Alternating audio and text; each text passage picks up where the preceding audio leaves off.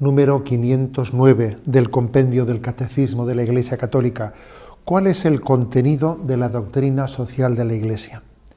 La doctrina social de la Iglesia, como desarrollo orgánico de la verdad del Evangelio acerca de la dignidad y de la persona humana y sus dimensiones sociales, contiene principios de reflexión, formula criterios de juicio y ofrece normas y orientaciones para la acción.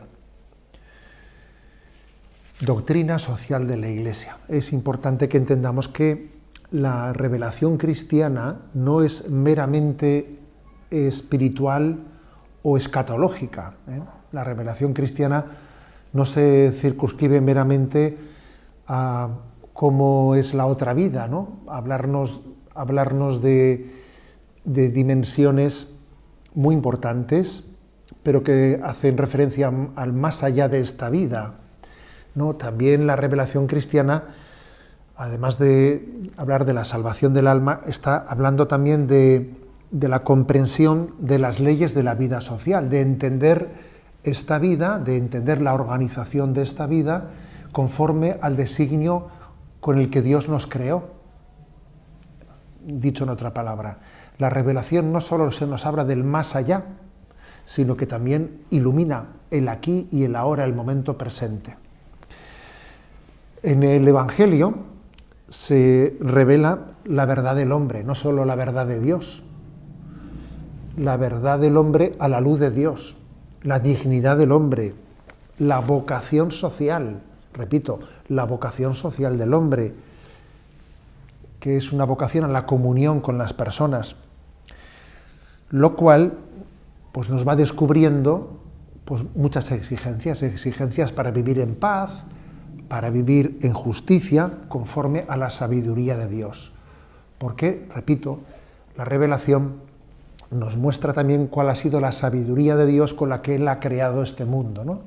Para que vivamos en armonía y en justicia, para que construyamos el reino de Dios en este mundo. Y así nace la doctrina social, con esta conciencia.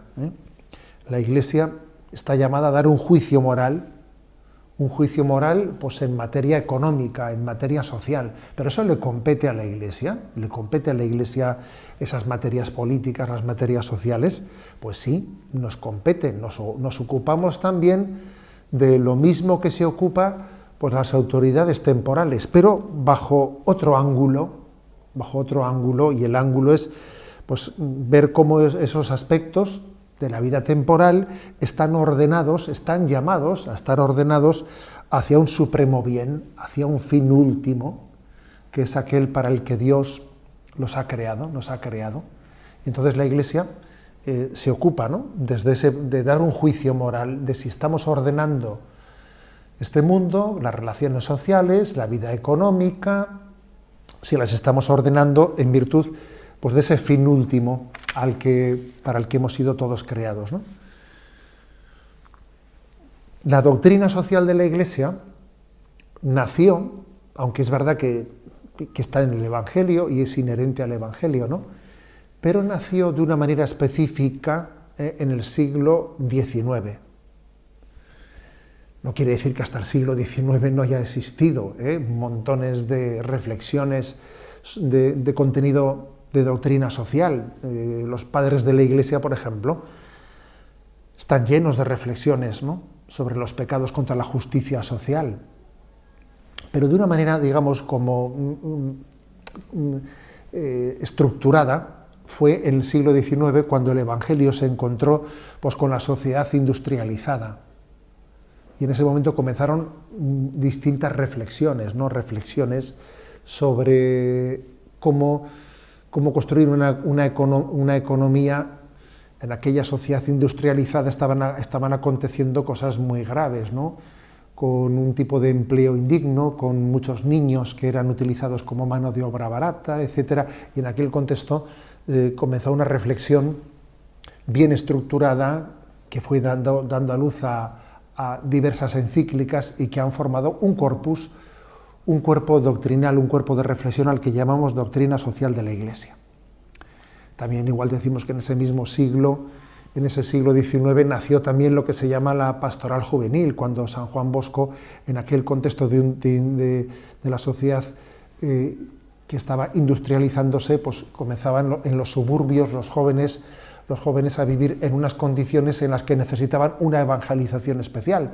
No quiere decir que hasta entonces la Iglesia no hubiese trabajado con los jóvenes desde siempre, pero a partir de ese momento comenzó a desarrollarse pues, la pastoral juvenil, y la pongo como ejemplo para darnos cuenta de que también la doctrina social de la Iglesia, en aquel cambio de parámetro social tan grande de pasar de una sociedad rural a esa sociedad industrializada, exigía una reflexión más específica.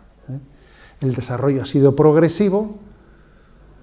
Ya Jesús nos dijo: yo os enviaré el Espíritu Santo, ¿no? Él os irá ayudando a reflexionar sobre todo lo que os he dicho, y ese Espíritu Santo pues nos ha ayudado para que la tradición que custodiamos sea una tradición viva y activa, que tiene capacidad de iluminar los nuevos retos de justicia social que se van creando, ¿no?, en la historia. Y es así que la doctrina social, pues tal y como dice aquí, pues ofrece principios de reflexión, dice aquí, principios de reflexión, criterios de juicio, ¿no?, y orientaciones, normas y orientaciones para la acción. Esto es lo que ofrece la doctrina social.